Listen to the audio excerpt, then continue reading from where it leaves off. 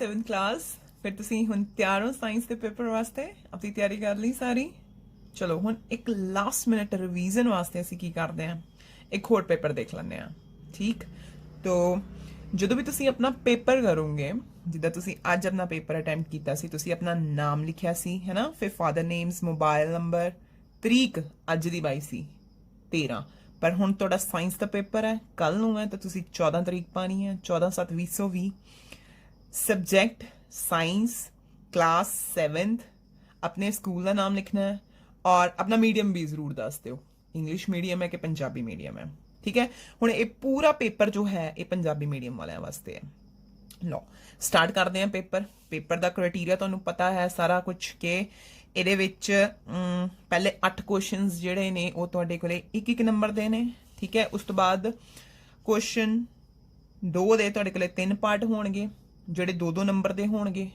ਔਰ ਸਾਰੇ ਕਰਨੇ ਜ਼ਰੂਰੀ ਆ ਔਰ ਥਰਡ ਕੁਐਸਚਨ ਦੇ ਵਿੱਚ ਤੁਹਾਡੇ ਕੋਲੇ ਟੋਟਲ 2 ਕੁਐਸਚਨ ਹੋਣਗੇ ਜਿਹੜੇ ਤੁਹਾਡੇ ਕੋਲੇ ਕਿੰਨੇ ਨੰਬਰ ਦੇ ਹੋਣਗੇ 3 ਨੰਬਰ ਦੇ ਹੋਣਗੇ ਤਾਂ ਟੋਟਲ ਟੈਸਟ ਤੁਹਾਡੇ ਕੋਲੇ ਕਿੰਨਾ 20 ਨੰਬਰਾਂ ਦਾ ਔਰ ਤੁਸੀਂ ਕਰਨਾ ਕਿੰਨੇ ਟਾਈਮ ਦੇ ਵਿੱਚ 40 ਮਿੰਟਸ ਦੇ ਵਿੱਚ ਕੰਪਲੀਟ ਕਰਨਾ ਅਗਰ ਤੁਸੀਂ ਬਹੁਤ ਸੋਹਣਾ ਸਾਫ ਸੁਥਰਾ ਔਰ ਪਹਿਲਾਂ ਬਹੁਤ ਤਿਆਰੀ ਕਰਨ ਤੋਂ ਬਾਅਦ ਟੈਸਟ ਅਟੈਂਪਟ ਕਰੋਗੇ ਨਾ ਤਾਂ ਤੁਹਾਡਾ ਟੈਸਟ 40 ਮਿੰਟਸ ਚ ਨਹੀਂ ਉਸ ਤੋਂ ਪਹਿਲਾਂ ਹੀ ਪੂਰਾ ਹੋ ਜਾਊਗਾ ਠੀਕ ਹੈ ਪੇਪਰ ਬਹੁਤ ਸੋਹਣਾ ਕਰਨਾ ਉਹ ਕਹਿੰਦੇ ਆ ਨਾ first impression is the last impression है ना तो बहुत अच्छा इंप्रेशन पाना आपने अपने टीचर्स से चलो ਆਪਾਂ स्टार्ट करते हैं देखिए तो फर्स्ट क्वेश्चन है साडे कोले सही विकल्प चुनो ठीक है मतलब MCQ होणगे ਇਹਦੇ ਵਿੱਚ ਪਹਿਲਾ ਕੁਐਸਚਨ ਹੈ ਵਾਯੂਮੰਡਲ ਵਿੱਚੋਂ ਮੁੱਖ ਰੂਪ ਵਿੱਚ ਜਿਸ ਭਾਗ ਦੁਆਰਾ ਪੌਦੇ ਕਾਰਬਨ ਡਾਈਆਕਸਾਈਡ ਪ੍ਰਾਪਤ ਕਰਦੇ ਹਨ ਉਹ ਕੌਣ ਹੈ ਜੜ ਤਣਾ ਫੁੱਲ ਕੇ ਪੱਤੇ ਪੌਦੇ ਆਪਣਾ ਭੋਜਨ ਬਣਾਉਂਦੇ ਆ ਪ੍ਰਕਾਸ਼ ਸੰਸਲੇਸ਼ਨ ਕਿਰਿਆ ਦੁਆਰਾ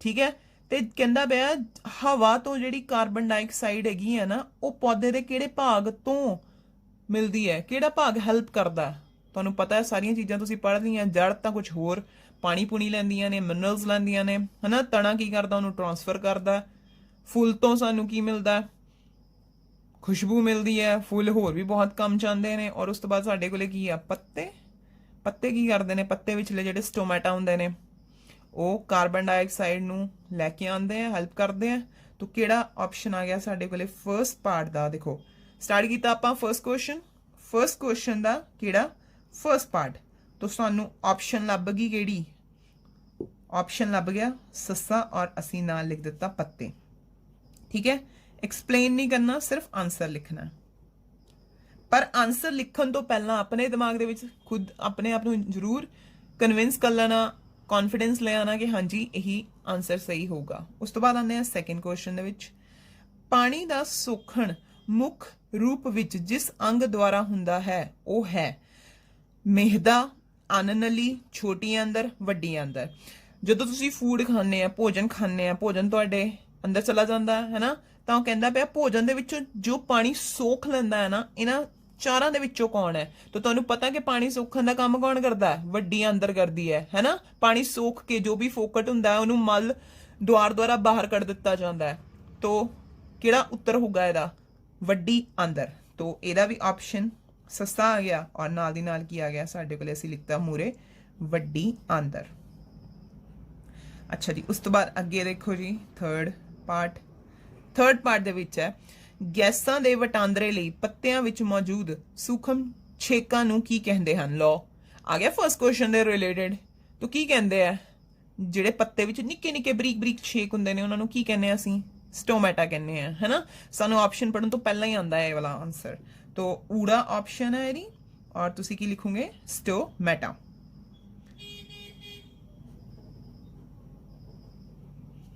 नेक्स्ट देखो हुन फोर्थ पार्ट ते आइए हुन पत्थर चट जिस भाग द्वारा प्रजनन करता है वो है पत्थर चट किदां दोबारा वड्डा हुंदा किदां पुंगरदा किहड़ी हेल्प दे नाल पुंगरदा तणे दे नाल पत्ते दे नाल जड़ दे नाल के फूल दे नाल किदे नाल करदा है भला ये किदे नाल पत्ते दे नाल ठीक है तो फोर्थ क्वेश्चन दा एड़ा पार्ट सही है और असी की लिखांगे पत्ता ठीक है या पत्ते जो उन्होंने लिखा होया उदा लिख दिंदे आ फिफ्थ पार्ट देखो फिफ्थ पार्ट दे विच है कलियां राही प्रजनन करन वाला जीव है कलियां ना कौन प्रजनन करदा ਦੇ ਨਾਲ ਪ੍ਰਜਨਨ ਕਰਨ ਵਾਲਾ ਕੌਣ ਕੌਣ ਹੁੰਦਾ ਹੈ ਭਲਾ?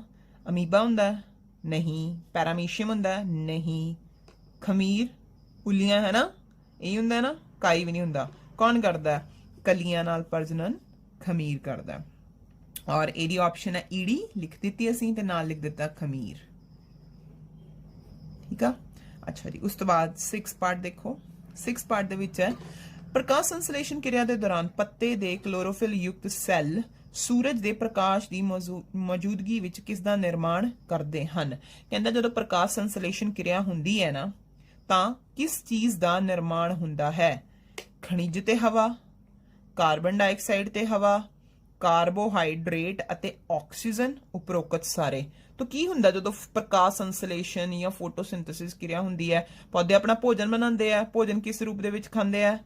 कार्बन डाइऑक्साइड ते सानू की दे दिंदे हैं? ऑक्सीजन दे दिंदे हैं। तो किहड़ी ऑप्शन सही हुई? इहदी ईडी ऑप्शन सही हुई, जिहदे विच असीं की लिखांगे कार्बोहाइड्रेट्स अते की ऑक्सीजन। ठीक है। प्रकाश संश्लेषण क्रिया नूं वधिया तरीके दे नाल करियो याद। इहदी केमिकल रिएक्शन भी। 7th क्वेश्चन देखते हैं। 7th क्वेश्चन दे कुछ पुछदा है तुहानूं दिल कित्थे स्थित है? ओके, दिल कित्थे स्थित हुंदा है? ऊड़ा देखो छाती खोड़ विच, है ना। असीं इहदे ते सोचांगे। गुर्दियां विच नहीं, मेदे विच बिल्कुल भी नहीं, फेफड़ियां विच नहीं। कित्थे स्थित हुंदा है? ऊड़ा छाती खोड़ विच। तो ऊड़ा लिखांगे और नाल की लिखांगे? छाती खोड़ विच। और उस तो बाद चलांगे आपां 8th क्वेश्चन ते। 8th क्वेश्चन दे विच की कहंदा पिया दिल दी धड़कन दर किन्नी है? ठीक है, हुण उन्हें दिल दी धड़कन दर पूछी आ, किन्नी हुंदी है? एक 70 तो लैके 80 वार मिनट। ठीक है, तो ये बाकी ऑप्शन पढ़ने की लोड़ नहीं है। क्वेश्चन तुहानूं बहुत वधिया तरीके नाल याद कराया होया। तो तुसीं की लिखोगे? एड़ा ऑप्शन है इहदी, जिहदे विच उत्तर हैगा 70 तो 80 वार मिनट। ठीक है। अच्छा, हुण देखो ये तुहाडे की हो गए? 1-1 नंबर वाले सारे क्वेश्चन हो गए। बिल्कुल सोहणे सोहणे है ना, साफ सुथरे अच्छे लग रहे हैं ना, और बिल्कुल क्लीयर आ कि हाँ जी पहले दा सस्सा है, दूसरे दा सस्सा है, तीसरे दा ऊड़ा है, बाकी सारियां दे भी। तो तुसी भी बहुत सोहना सोहना काम करना, इस तो भी सोहना सोहना काम करना। ठीक, हुण आंदे हैं आपां सैकेंड क्वेश्चन ते। ठीक है जी, सैकेंड क्वेश्चन दा हैडिंग पाता और पढ़दे हैं क्वेश्चन की कहंदा पिया तुहानूं। कहंदा पिया उत्तर दिओ। पौधिਆਂ विच पदार्थां दा परिवहन क्यों जरूरी है? ठीक है, पौधਿਆਂ विच पूछ रहा है कि पदार्थां दा परिवहन क्यों जरूरी है। तो क्यों जरूरी है पौधਿਆਂ विच? देखो ਜਿਹੜੇ पौधे ਹੁੰਦੇ ਆ, ਚਾਹੇ ਪੌਦੇ ਆ ਚਾਹੇ ਜੰਤੂ ਆ, ਦੋਨਾਂ ਨੂੰ ਕੀ ਚਾਹੀਦਾ ਹੁੰਦਾ? ਉਹਨਾਂ ਦੇ ਬੋਡੀ ਪਾਰਟਸ ਨੂੰ, ਉਹਨਾਂ ਦੇ ਵੱਖ-ਵੱਖ ਹਿੱਸਿਆਂ ਨੂੰ એનર્ਜੀ ਦੀ ਲੋੜ ਹੁੰਦੀ ਹੈ, ਊਰਜਾ ਦੀ ਲੋੜ ਹੁੰਦੀ ਹੈ। ਉਹ ਊਰਜਾ ਉਹਨਾਂ ਨੂੰ ਕਿੱਥੋਂ ਮਿਲਦੀ ਹੈ? ਉਹ ਊਰਜਾ ਉਹਨਾਂ ਨੂੰ ਮਿਲਦੀ ਹੈ ਭੋਜਨ ਤੋਂ, ਹੈ ਨਾ। तो ਸਰੀਰ ਦੇ ਵੱਖ-ਵੱਖ ਔਰ ਕਹਿ ਲਈਏ ਸਾਰੇ ਭਾਗਾਂ ਤੱਕ ਕਿਹਨੂੰ ਕਿਹਨੂੰ ਪਹੁੰਚਾਉਣਾ ਹੁੰਦਾ ਹੈ? ਪਾਣੀ ਨੂੰ ਪਹੁੰਚਾਉਣਾ ਹੁੰਦਾ ਹੈ, ਠੀਕ ਹੈ, ਭੋਜਨ ਨੂੰ ਪਹੁੰਚਾਉਣਾ ਹੁੰਦਾ ਹੈ, ਲੋੜੀਂਦੀ ਗੈਸ ਨੂੰ ਪਹੁੰਚਾਉਣਾ ਹੁੰਦਾ ਹੈ, ਤੇ ਉੱਥੋਂ ਜਿਹੜੇ ਫालतू ਪਦਾਰਥ ਮਿਲ ਜਾਂਦੇ ਆ ਉਹਨਾਂ ਨੂੰ ਕੀ ਕਰਨਾ ਹੁੰਦਾ? ਚੁੱਕ ਕੇ ਬਾਹਰ ਵੀ ਕੱਢਣਾ ਹੁੰਦਾ। तो ਇਸ ਲਈ परिवहन की है बहुत लाभकारी है। और तुसी क्वेश्चन अपनी कॉपी ते नोट भी किया होया। ठीक है, तो सैकेंड दा फर्स्ट पार्ट दा हैडिंग बनाना, ठीक है, वो सारा आंसर जिहड़ा मैं तुहानूं बोल के दस्सिया है, तुहानूं वो पूरा आंसर बहुत वधिया तरीके दे नाल याद है। वो पूरे दा पूरा आंसर तुसी की करना इत्थे लिख देना है। तो लो सैकेंड क्वेश्चन आपां लिखता, जो समझाया सी बिल्कुल उदां ही लिख लिया। हुण पढ़दे हैं सैकेंड दा सैकेंड पार्ट। आक्सी सा किरिया दी रसायनिक समीकरण लिखो। ठीक है, तो की करांगे तुसी? सब तो पहला एक लाइन छड़ देनी, सैकेंड नंबर पाना और उहदे च पुछया उहने आक्सी सा किरिया। असी भी हैडिंग बना दांगे आक्सी नाल पिछे सा देन किरिया। ठीक है जी, उन्हें की पूछा? उहदा रसायनिक सूत्र लिखो, उन्हां दी रसायनिक समीकरण लिखो। लो जी, असी की करांगे फिर? सानू पता है आक्सी सा किरिया विच की हुंदा है। ਇਹਦੇ ਵਿੱਚ ਸਾਡੇ ਕੋਲੇ ਹੁੰਦਾ ਹੈ ਗਲੂਕੋਜ਼। ਠੀਕ ਹੈ, ਗਲੂਕੋਜ਼ ਦੇ ਨਾਲ ਕੌਣ ਆ ਕੇ ਕਿਰਿਆ ਕਰਦਾ ਹੈ? ਆਕਸੀਜਨ। ਔਰ ਸਾਡੇ ਕੋਲੇ ਕੀ ਬਣਾਉਂਦਾ ਹੈ? ਸਾਡੇ ਕੋਲੇ ਫਰਦਰ ਬਣਦਾ ਹੈ ਸਾਡੇ ਕੋਲੇ ਕਾਰਬਨ ਡਾਈਆਕਸਾਈਡ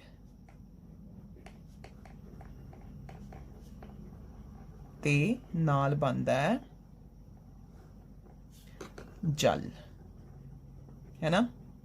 ਤੁਹਾਨੂੰ ਇਹਦਾ ਫਾਰਮੂਲੇ ਵੀ ਆਉਂਦੇ ਆ, ਯਾਦ ਕੀਤੇ ਆ।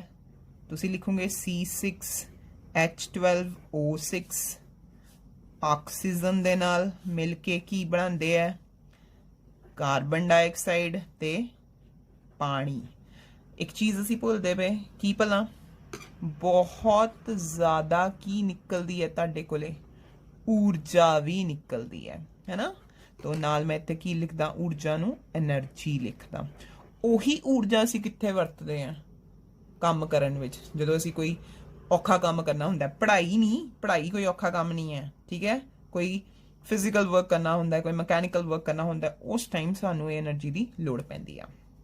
ਅੱਛਾ ਜੀ, ਹੁਣ ਆ ਜਾਓ ਜੀ ਕੁਐਸਚਨ ਨੰਬਰ 3 ਤੇ। ਫਿਰ ਇੱਕ ਲਾਈਨ ਛੱਡ ਦੇਣੀ ਤੇ ਇੱਥੇ ਕੁਐਸਚਨ ਨੰਬਰ 3। ਕੁਐਸਚਨ ਨਹੀਂ ਉਤਾਰਨੇ, ਠੀਕ ਹੈ, ਕੁਐਸਚਨ ਸਿਰਫ ਉਹਨਾਂ ਦੇ ਆਨਸਰ ਲਿਖਣੇ ਆ। ਅੱਗੇ ਹੈ ਤੁਹਾਡੇ ਕੋਲੇ ਦਿਲ ਦੇ ਕਾਰਜ ਦੱਸੋ, ਦਿਲ ਕਿਹੜੇ ਕਿਹੜੇ ਕੰਮ ਕਰਦਾ ਹੈ। ਤਾਂ ਪਹਿਲਾਂ ਅਸੀਂ ਹੈਡਿੰਗ ਬਣਾਵਾਂਗੇ, ਦਿਲ ਦੇ ਕਾਰਜ। तो ਇਹਦੇ ਵਿੱਚ ਅਸੀਂ ਕੀ ਲਿਖਾਂਗੇ, ਦੇਖੋ ਧਿਆਨ ਦੇ ਨਾਲ। ਹੁਣ ਦੇਖੋ ਦੋ ਚੀਜ਼ਾਂ ਹੋ ਸਕਦੀਆਂ ਜਦੋਂ ਤੁਸੀਂ ਦਿਲ ਦੇ ਕਾਰਜ ਲਿਖੋਗੇ। ਇੱਕ ਤਾਂ ਤੁਸੀਂ ਸਿੱਧਾ ਪੈਰਾ ਬਣਾ ਕੇ ਲਿਖਤਾ, ਠੀਕ ਹੈ, ਉਹ ਇੰਨਾ ਇਫੈਕਟਿਵ ਨਹੀਂ ਹੁੰਦਾ। ਤੁਸੀਂ ਪੁਆਇੰਟਸ ਬਣਾ ਕੇ ਲਿਖੋ। ਦਿਲ ਦੇ ਕਾਰਜ ਨੰਬਰ 1, ਦਿਲ ਦਾ ਕੰਮ ਕੀ ਹੈ, ਦਿਲ ਦਾ ਮੁੱਖ ਕੰਮ ਕੀ ਹੈ, ਸਾਡੇ ਬਾਡੀ ਦੇ ਵੱਖ-ਵੱਖ ਹਿੱਸਿਆਂ ਦੇ ਵਿੱਚ ਕੀ ਕਰਨਾ, ਲਹੂ ਨੂੰ ਪਹੁੰਚਾਉਣਾ। तो ਅਸੀਂ ਲਿਖਾਂਗੇ ਦਿਲ ਦਾ ਮੁੱਖ ਕੰਮ, ਦਿਲ ਦਾ ਮੁੱਖ ਕੰਮ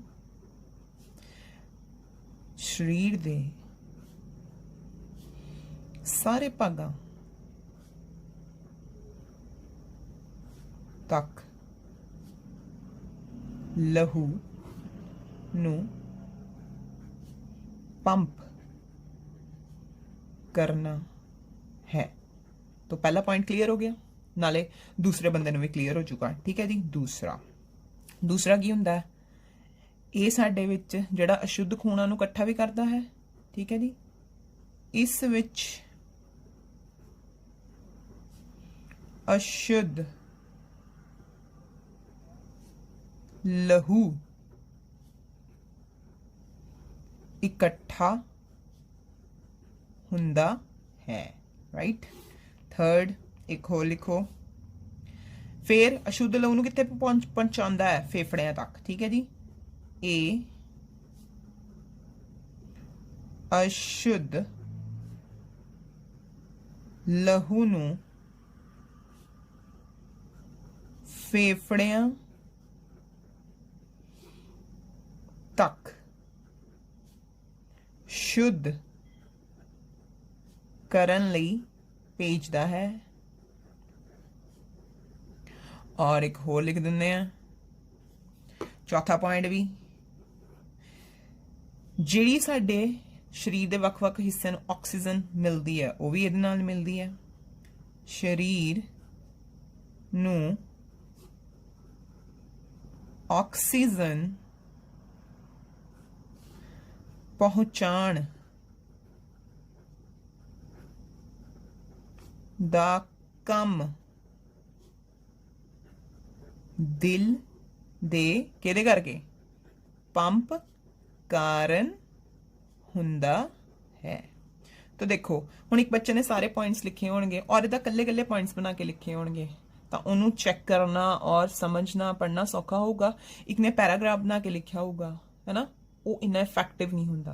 तो तुसी इस तरीके दे नाल करियो। तो लो हुण देखो तुहाडे सैकेंड पार्ट दे भी तीनों दे तीनों क्वेश्चन हो गए। हुण नैक्सट कौन आंदा पिया साडे कोले, थर्ड क्वेश्चन आंदा पिया, जिहदे विच 6 नंबर दे है, मतलब 2 क्वेश्चन होणगे 3-3 नंबर दे। पहला क्वेश्चन पढ़ते हैं, परजीवी सहजीवी संबंध अते मृत जीवी तो की भाव है, ते नाल की करनी है, हर एक दा उदाहरण दिओ।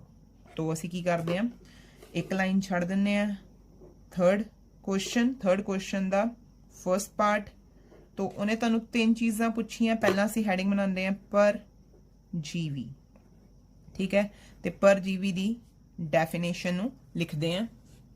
तो परजीवी ਹੁੰਦੇ ਨੇ ਸਾਡੇ ਕੋਲੇ ਜੋ ਕੀ ਕਰਦੇ ਨੇ ਆਪਣੇ ਭੋਜਨ ਵਾਸਤੇ ਪਰਪੋਸ਼ੀ ਉੱਪਰ ਨਿਰਭਰ ਕਰਦੇ ਹਨ। ਡੈਫੀਨੇਸ਼ਨ ਲਿਖ ਦਿੱਤੀ ਕਿ ਉਹ ਪੌਦੇ ਤੇ ਜੰਤੂ ਜੋ ਆਪਣੇ ਭੋਜਨ ਲਈ ਪਰਪੋਸ਼ੀ ਤੇ ਨਿਰਭਰ ਕਰਦੇ ਹਨ। ਡੈਫੀਨੇਸ਼ਨ ਲਿਖ ਕੇ ਬਸ ਨਹੀਂ ਕਰ ਜਾਣਾ, ਉਦਾਹਰਣ ਵੀ ਦੇਣੀ। ਠੀਕ ਹੈ, ਜਿਵੇਂ ਉਦਾਹਰਣ ਵੀ ਤੁਹਾਨੂੰ ਯਾਦ ਹੈ, ਜਿਵੇਂ ਕੌਣ ਹੁੰਦਾ ਇਹਦੇ ਵਿੱਚ? ਉੱਲੀ, ਜੀਵਾਣੂ, ਇੱਕ ਵੇਲ ਵੀ ਯਾਦ ਕਰਾਈ ਸੀ, ਕਿਹੜੀ? ਅਮਰਵੇਲ। ठीक है, नाल पीछे की लिख दूंगे? आदि। 3 एग्जांपल्स जरूर दियो, राइट? अच्छा जी, हुण उस तो बाद दूसरा पॉइंट देखो। दूसरे पॉइंट दे विच तुहाडे कोले की कहंदा पिया, नाल दी नाल पुछदा पिया सहजीवी संबंध। तो ठीक है, असीं इहदे विच दूसरा जिहड़ा हैडिंग बनांदे आ ओह लिखदे आ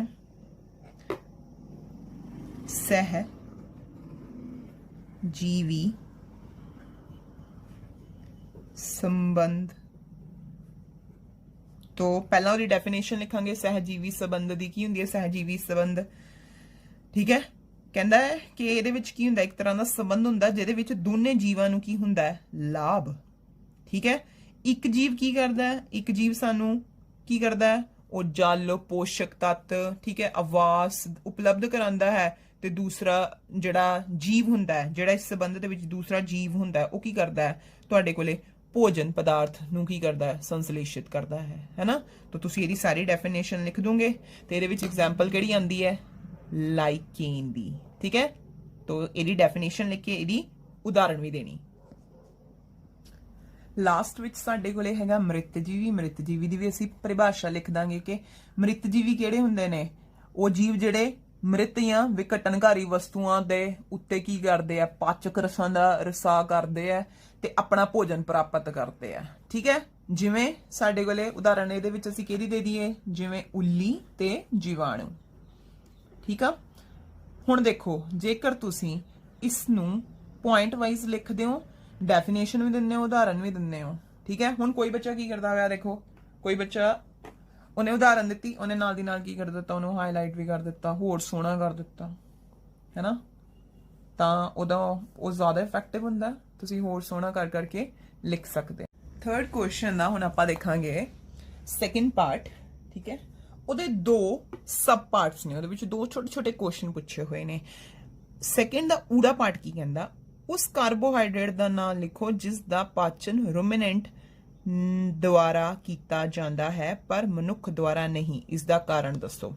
ਠੀਕ ਹੈ, ਤਾਂ ਕਿਹੜਾ ਕਾਰਬੋਹਾਈਡਰੇਟ ਹੈ ਜਿਹਨੂੰ ਰੂਮੀਨੈਂਟ ਕੀ ਕਰਦਾ? ਉਹਦਾ ਪਾਚਨ ਕਰ ਸਕਦਾ ਪਰ ਮਨੁੱਖ ਦੁਆਰਾ ਨਹੀਂ ਹੁੰਦਾ। ਉਹ ਕੌਣ ਹੈ ਸਾਡੇ ਕੋਲੇ? ਉਹ ਸਾਡੇ ਕੋਲੇ ਸੈਲੂਲੋਜ਼।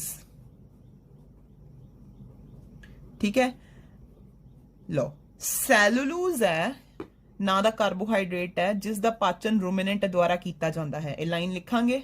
ਫਿਰ ਉਹਨੇ ਕਿਹਾ ਕਾਰਨ ਵੀ ਦੱਸੋ। ਇਸ ਦਾ ਕਾਰਨ ਕੀ ਹੈ? ਇਸ ਦਾ ਕਾਰਨ ਇਹ ਹੈ ਜੋ ਰੂਮੀਨੈਂਟ ਹੁੰਦਾ ਹੈ ਉਹਦੀਆਂ ਛੋਟੀਆਂ ਤੇ ਵੱਡੀਆਂ ਆਂਦਰਾਂ ਦੇ ਵਿਚਕਾਰ ਕੀ ਹੁੰਦਾ ਹੈ? ਤੁਹਾਡੇ ਕੋਲੇ ਉਹਦੇ ਵਿੱਚ ਇੱਕ ਥੈਲੀ ਜੀ ਬਣੀ ਹੁੰਦੀ ਹੈ ਜਿਹਦੇ ਵਿੱਚ ਕੀ ਹੁੰਦੇ ਆ? ਬਹੁਤ ਸਾਰੇ ਸਹਾਇਕ ਜੀਵਾਣੂ ਹੁੰਦੇ ਹਨ।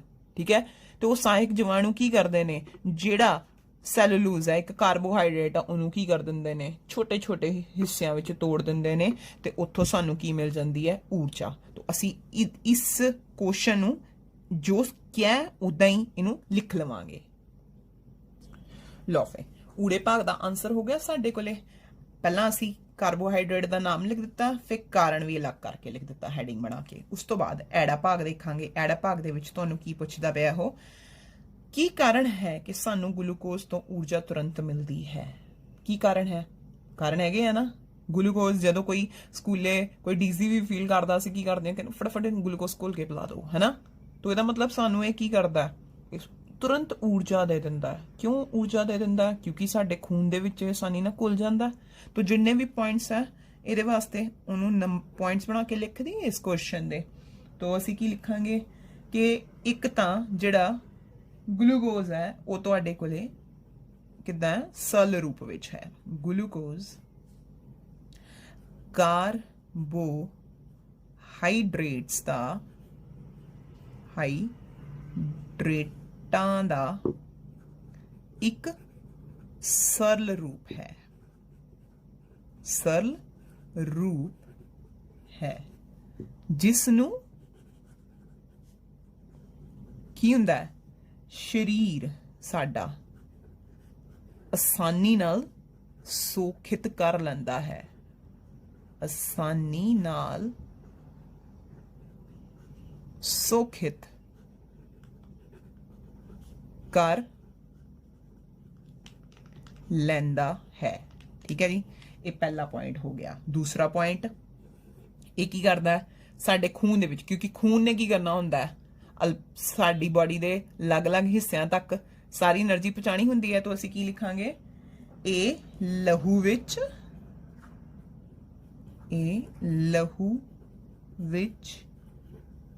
ਆਸਾਨੀ ਨਾਲ ਘੁਲ ਜਾਂਦਾ ਹੈ। ਆਸਾਨੀ ਨਾਲ ਘੁਲ ਜਾਂਦਾ ਹੈ ਅਤੇ ਤੁਰੰਤ ਊਰਜਾ ਪੈਦਾ ਕਰਦਾ ਹੈ। ਅਤੇ ਤੁਰੰਤ ਊਰਜਾ ਪੈਦਾ ਕਰਦਾ ਹੈ। ਲਓ ਫੇ ਇਹਦੇ ਨਾਲ ਹੀ ਤੁਹਾਡੇ ਸਾਰੇ ਕੁਐਸਚਨ ਪੂਰੇ ਹੋ ਗਏ। ਹੁਣ ਜੇਕਰ ਤੁਸੀਂ ਧਿਆਨ ਨਾਲ ਦੇਖੋਗੇ, ਮੈਂ ਸਮਝਾਇਆ ਵੀ ਸਭ ਕੁਝ ਕਰਿਆ ਵੀ, ਪਰ ਮੈंने ਪੂਰਾ ਪੇਪਰ 40 ਮਿੰਟ ਤੋਂ ਪਹਿਲਾਂ ਕੰਪਲੀਟ ਕਰ ਲਿਆ ਤਾਂ ਤੁਸੀਂ ਵੀ ਸੋਹਣੇ ਤਰੀਕੇ ਨਾਲ ਆਪਣਾ ਪੇਪਰ ਕਰਨਾ। ਪੇਪਰ ਪੂਰਾ ਕਰਕੇ ਇੱਕ ਵਾਰੀ ਦੁਬਾਰਾ ਚੈੱਕ ਕਰ ਲੈਣਾ ਕਿ ਸਭ ਕੁਝ ਠੀਕ ਲੱਗ ਰਿਹਾ ਤੁਹਾਨੂੰ। ਠੀਕ ਹੈ, ਕੋਈ ਕੁਐਸਚਨ ਨੰਬਰ ਮਿਸ ਤਾਂ ਨਹੀਂ ਕਰਤਾ ਪਾਣਾ। ਫਿਰ ਉਸ ਤੋਂ ਬਾਅਦ ਉਹਦਾ ਫੋਟੋ ਖਿੱਚੋ, ਉਹਦੀ PDF ਬਣਾਓ ਔਰ ਆਪਣੇ ਟੀਚਰਸ ਨੂੰ ਉਹਨਾਂ ਦੇ ਪਰਸਨਲ WhatsApp ਮੋਬਾਈਲ ਨੰਬਰ ਤੇ ਸੈਂਡ ਕਰ ਦਿਓ। ਠੀਕ ਹੈ, ਬਹੁਤ ਵਧੀਆ ਤਰੀਕੇ ਦੇ ਨਾਲ ਤਿਆਰੀ ਕਰਨੀ ਆ ਔਰ ਸਾਇੰਸ ਦੇ ਪੇਪਰ 'ਚ ਵੀ 20/20 ਲੈਣੇ ਆ।